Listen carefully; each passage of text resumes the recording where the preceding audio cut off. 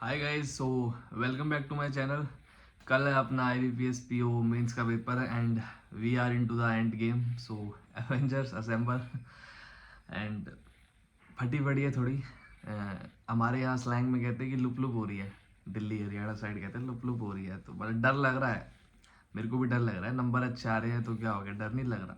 तीसरा मेरा मेंस है, बाकी मैं मेंस की रियलिटी जानता हूँ। वहाँ पेपर में क्या होता है क्या नहीं होता, कितना प्रेशर होता है ना। एक क्वेश्चन नहीं भी बनता तो कैसे नर्वसनेस फील होती है, एक सेक्शन कैसे दूसरे सेक्शन पे इफेक्ट डालता है, तो सबका एक्सपीरियंस है। तो नहीं पसंद आते, अच्छे मार्क्स भी नहीं सही है।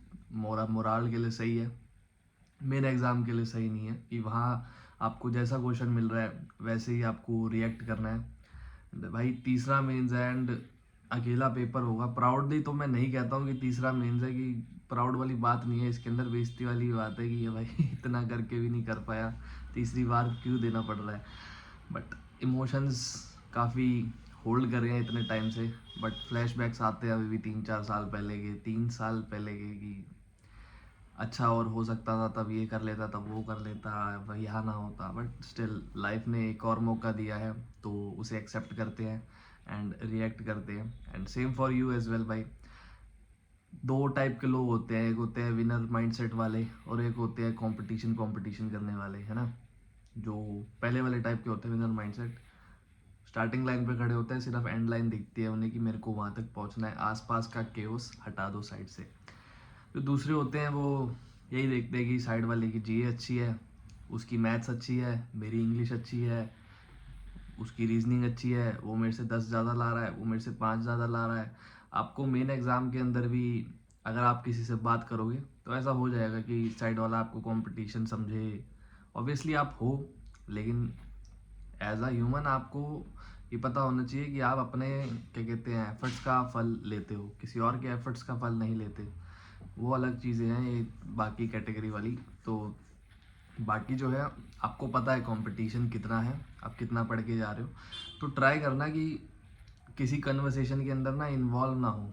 अगर आप थोड़ा पहले से ही डाउन फील कर रहे हो तो कोई आपको वहाँ मोटिवेट करने नहीं बैठा, आपको और ही डाउन फील करवाएगा। मेरे साथ हो चुका है, मतलब वो पर्पसली कराते हो ना कराते हो, बट आप मेंस जैसा पेपर है, आप उसके अंदर अफोर्ड नहीं कर सकते कि आप थोड़ा सा भी नेगेटिव फील करो।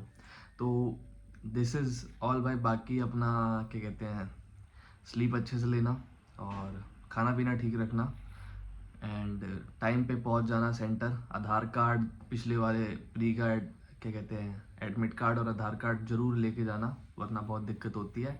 आई एम भुगत चुका हूँ मैं उसे भाई, लाइव एग्जांपल।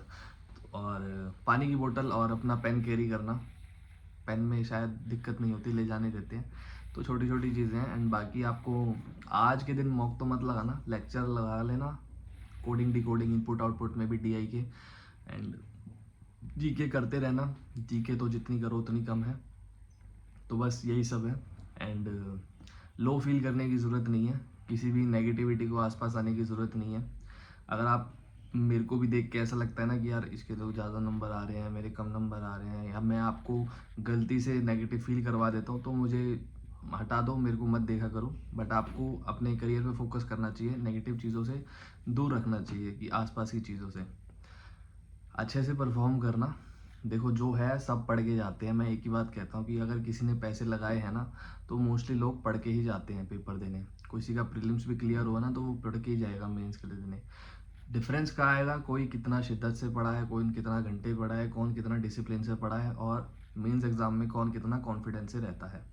कॉन्फिडेंस इतना मैटर करता है कि आपको ना आता हुआ क्वेश्चन भी नहीं बनेगा अगर आपका कॉन्फिडेंस नहीं है। तो आप चाहे कल जाके देख लेना, कॉन्फिडेंस अगर आपका गिरा तो आपसे मेन भी छोटा मोटा भी सॉल्व नहीं हो पाएगा। क्वाड्रेटिक इक्वेशन ले लो, वो भी सॉल्व नहीं हो पाएगी, जो कि सामने सामने दिख रही होगी। उसमें भी आप 5 मिनट में भी लगा दो, यार क्या है, यही होगा कि नहीं, अपने पे डाउट आता है भाई, एग्ज़ाम में ऐसा होता है। तो कॉन्फिडेंस मेंटेन करना ज़रूरी है। और सेक्शन वाइज के रिएक्ट, आप सेक्शन वाइज आपको रिएक्ट करना है। रीजनिंग तो आपको पूरी टाइम लग ही जाएगा। जीए मैं नहीं मानता आपको पूरा टाइम लगेगा। जीए के बाद ना बस जितनी हो जाए उसके बाद हाथ जोड़ लेना और मत करना, वरना कर रहे हो तुक्के मार रहे हो तो जाके सारे मारो, है ना। 2-4 मत मार के आओ, 10 मत, 5-10 मत मार के आओ कि नहीं भाई 5-10 ट्राई कर ले। तो 5-10 में क्या होता है कि भाई चीज़ें मैक्सिमम आपकी गलत निकलती है, तो वो ओवरऑल बैठ ही नहीं पाते ये क्वेश्चन। मैं तो कहूँगा मारना ही मत, लेकिन ज़्यादा ही चुल है तो सारे मारो और क्या। बट मैक्सिमम टाइम ना अपनी एनर्जी को रिस्टोर करना, कि जितना जीए कर लिया, उसके बाद थोड़ा थोड़ा कुछ पेपर वेपर पे लिख लेना, कुछ अंडरस्टैंड ड्राइंग वाइंग बना लेना, बट सामने मत देखना कंप्यूटर के, क्योंकि डिस्ट्रैक्ट करना अपने आप को, वरना देखते रहोगे एग्जॉस्ट हो जाओगे। आदत नहीं होती इतनी, है ना, और उस माहौल में तो बिल्कुल भी नहीं होती। उसके बाद आती है इंग्लिश। इंग्लिश लेती है भाई दिमाग आपका अच्छा खासा खर्च करेगी। अगर इजी आई तो वेल एंड गुड है, 5-7 मिनट पहले ही कर लोगे। फिर अपना क्या कहते हैं, मैथ्स के लिए अपने आप को प्रिपेयर करना, थोड़ा आइज क्लोज करना, है ना, थोड़ा शांत रखना बस मैथ्स के लिए अपने आप को। तो यही चीज़ें हैं बस, बाकी ऑल द बेस्ट। मेरे को भी नहीं पता मैं क्या बोल गया, बट ठीक है जो बोल गया।